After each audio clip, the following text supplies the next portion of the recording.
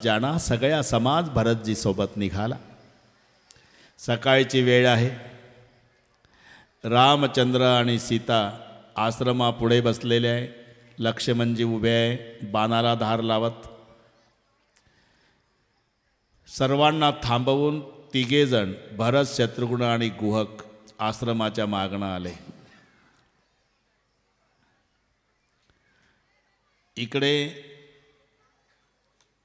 काही भिल्ल पळत आलेले. प्रभुजी, अयोध्या का राजकुमार चतुरंगी सेना लेकर जंगला पहुंचा है. हे ऐकलं रामाचा चेहरा उतरला. चतुरंगिनी सेना घेऊन माझा भरत आला म्हणजे सत्तेचा स्वीकार केला नाही. पण ऐकल्यावर लक्ष्मणाचा चेहरा रागीट झाला. चतुरंगिनी सेना घेऊन आला म्हणजे माझ्या भावाला मारायला आला. म्हणून लक्ष्मणरावनं धनुष्यालाच बाण लावला. सुना क्या भैया, रात दिन रोते हो भरत के लिए, याद आती भरत की, याद आती भरत की, याद आती. कुछ नहीं मिलता तो बेर की गुठलियां चबाते, वो भी बेर नहीं मिलते तो पानी पीकर सोते. भैया भाभी मुझे देखा नहीं जाता, वो चैन से नहीं रहने देता जंगल में, आने दो.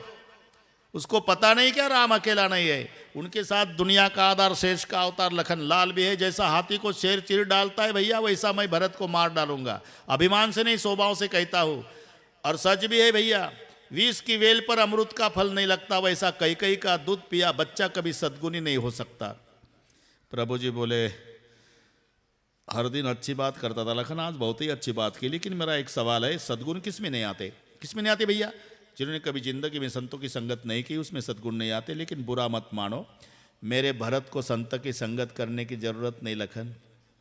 इस समय पूरी दुनिया में सबसे बड़ा संत केवल भरत है. भरत जैसा संत दुनिया में नहीं. झालं काय?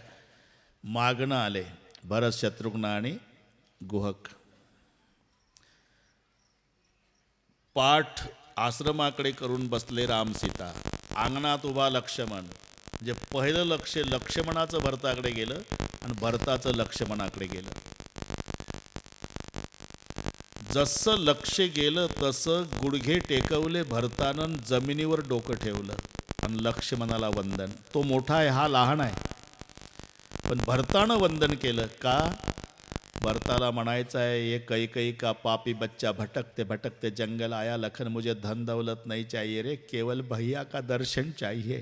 और तू पुजारी है, पुजारी बोलेगा तो पापी को दर्शन मिलेगा, नहीं बोलेगा तो पापी को दर्शन नहीं मिलेगा. मैं तेरे पुजारी के पैर पड़ता हूँ रे लखन, भैया को कहो कि पापी आया है. विरोधात भुरणारा लक्ष्मण एवढ्या कृतीनं ढसा रडू लागला. दादाचंच बरोबर आहे. दादा म्हणाले, भरत जैसा संत नहीं है. तो माझ्या पाया पडतोय. रडून म्हणाला, दादा मी भरताला ओळखलं नाही, मी तुमच्या पाया पडतो दादा. आपला भरत मागणं आला आश्रमाच्या, त्याला भेट द्या दादा. आणि मग प्रभू धावले. तोपर्यंत प्रभूला माहिती नव्हतं का जाणे अंतरीचे सकळ नारायण. पण प्रभूनं ठरवलं होतं, माझ्या संताच्या विरोधात बोलणारा माझा लक्ष्मण मला परवानगी देत नाही भेटायची, तोपर्यंत नाही जाणार. आता लक्ष्मण रडून म्हणतो, जाओ भैया. मग प्रभूजी आले, कडकडून मिठी मारली. खूप रडारड झाली भरताची, रामप्रभूची. शत्रुघ्न बापाच्या गळ्याला मुलगा बिलगून रडावा तसा बिलगू बिलगू रडला. शत्रुघ्न बोलत नाही, हे मौन पात्र आहे. पण त्याचे अश्रू बोलतात, दादा कोण नाही अयोध्येत, बाबा वारले. आता एकच अपेक्षा आहे, आम्हा दोघा भावाला वापस पाठवू नका, तुमच्या सेवेत राहू द्या. त्याचे अश्रू सांगतात. सर्वांचं मिलन झालं. इतक्यात प्रसंग बराच आहे, पण पुढे आपल्याला इतकी वेळ नाही. 1 मिनिट घेतो. सगळे आश्रमात बसले, कोणी कोणाशी बोलत नाही. 4 भाऊ, सीतामाई. आश्रमातली व्यवस्था पाहिली भरतानं. एका भागाला दर्भाचं आसन आहे, मातीचा माठ आहे, पाण्यानं भरला, त्याच्यावर केळीचं पानाचा द्रोण. नुकती बोरं खाल्ली असेल थोड्या वेळापूर्वी, त्याच्या बिया पडल्या होत्या केळीच्या पानावर. हे पाहिलं, ढसा रडू लागला भरत. क्यों रोते हो भरत? भैया मेरे माँ ने बेर की गुठलियाँ चबाने को लगा दिया जंगल में, ये मेरे पाप का फल भोग रहे. भरत, ये तेरे पाप का फल है. रोजाना साधु संत चित्रकूट पर दर्शन देने आते हैं, तेरे पाप का फल अगर संतों का दर्शन है भरत, तो तेरे पुण्य का फल कैसा होगा रे.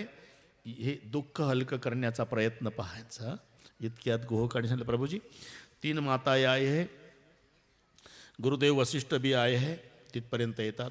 पहिलं वंदन प्रभूंनी वशिष्ठजीला केलं, नंतर कैकेयी मातेच्या पायावर डोकं ठेवलं, नंतर सुमित्रेच्या आणि शेवटी कौसल्याला वंदन केलं.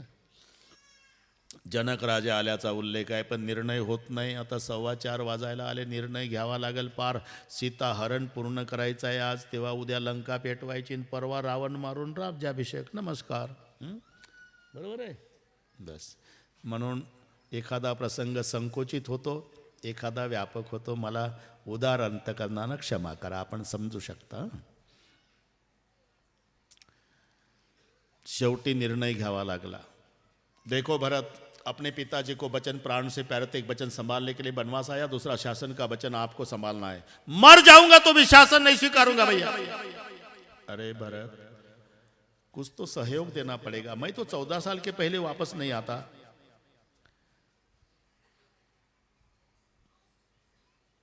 ठीक है भैया, तुम्हारी कसम डाल के कहता हूं, मुझे शासन की आसक्ति नहीं है, केवल रखवारी करूंगा. तो ठीक है, जाओ रखवारी कर.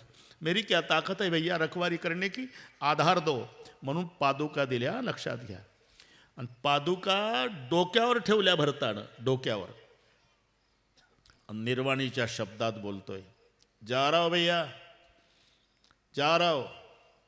14वें साल के अंतिम दिन के सूर्यास्त तक आपकी राह देखूंगा.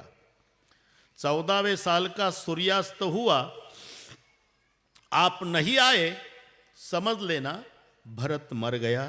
प्रणाम. ही बंधू प्रेम ऐकायचं आहे. विधभऱ्या बांधासाठी भांडणं करता. हा सावत्र म्हणतो, दादा आला नाही, मी अग्नीत उडी घालील. काय साठी आहे?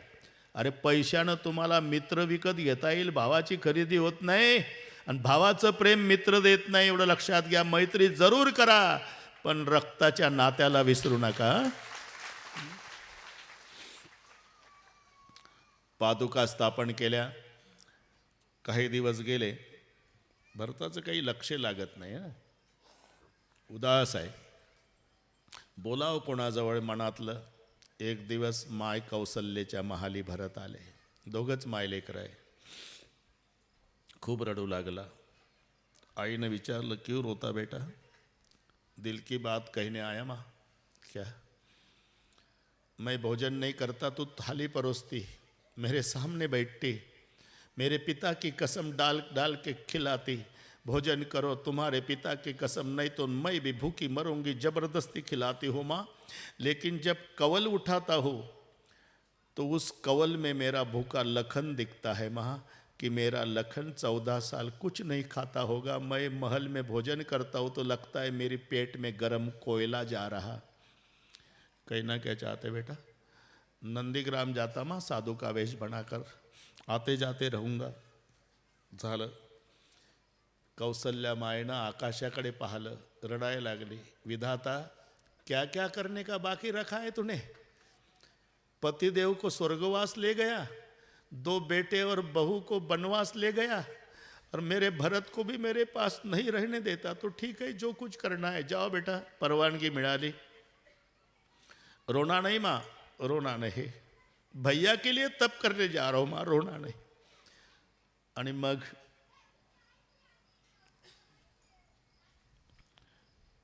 पादुकावर डोकं टेकवलं. सफेद वस्त्र धारण केली, रुद्राक्षाच्या माळा. सर्वांना नमस्कार केला. सर्वांना. एवढी प्रजा रडली आज, जेवढी राम वनवासात गेला त्या दिवशी रडली नव्हती. का? सावत्र भावाच्या त्यागानं रडवला समाज. लक्षात घ्या, त्यागानं. सगळे साधू संत रडू लागले.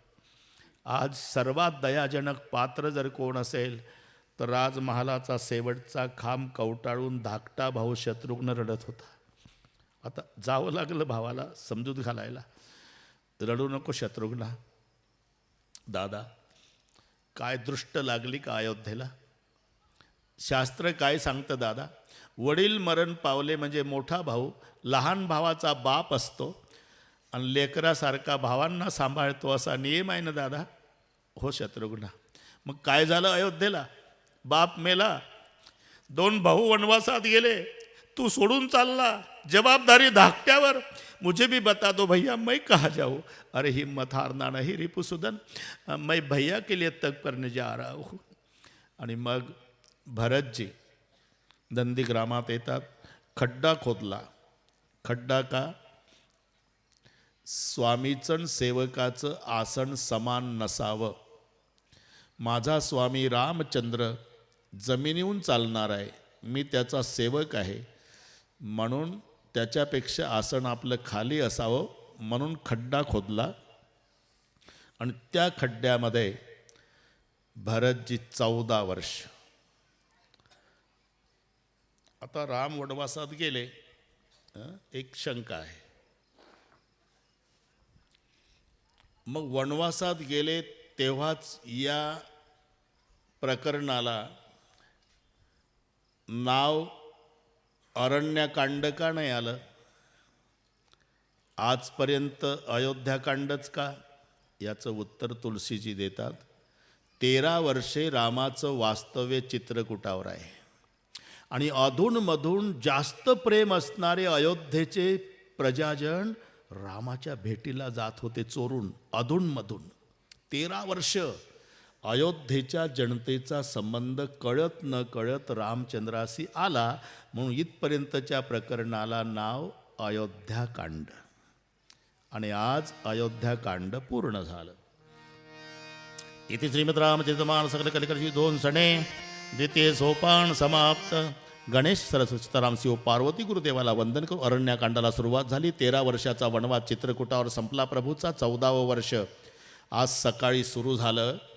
लक्ष म्हणजे कंदमुळे आणायला गेले. प्रभूनं सकाळी सकाळी सीतामाईच्या गळ्यात फुलाचा हार घातला. तिथे इंद्राचा पुत्र जयंत कावळ्याच्या वेशात आला. आता हार घालण्याचा उद्देश प्रभूचा वेगळा होता.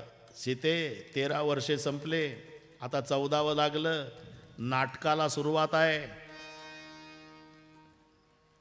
म्हणून नाटक यशस्वी होण्याकरता आजच मी हार घालून तुझं सहर्ष स्वागत करीत आहे. दोघंच होते.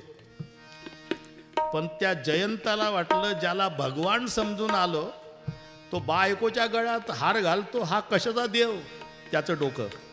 म्हणून त्या कावळ्यानं जयंतानं सीतामाईच्या चरणावर चोच मारली. सीता चरण चोच हाती भागा मूढ मंदमती कारण कागा मूढ मंदमती कारण कागा. श्री राम जय राम जय जय राम. श्री राम जय राम जय जय राम. श्री राम जय राम जय जय राम. चला रुधिर रघुनायक जाना चला रुधिर रघुनायक जाना सिंहधनुष सायक संधाना सिंहधनुष सायक संधाना. श्री राम जय राम जय जय राम. श्री राम जय राम जय जय राम. श्री राम जय राम जय जय राम. राम राम राम. जय राम जय राम जय राम. चरणातून रक्त वाहू लागलं. प्रभूनं दर्भाची काडी अभिमंत्रीकडून सोडली, त्याला जाळच सुटली. तो इंद्राकडे गेला, ब्रह्मदेवाकडे, महादेवाकडे, कोणी स्वीकारलं नाही. नंतर नारदजी भेटले. नारदाने सांगितलं, अरे अपराध देवाचा केला आणि माफी मागायला बापाकडे गेला, म्हणून प्रभूकडे पाठवलं. प्रभूने त्याला एका डोळ्याचा केला, लक्ष्मणाला हे माहिती नाही. लक्ष्मण जे कंद मुळे घेऊन आल्यानंतर सांगितलं, लखन स्थलांतर करणं आहे.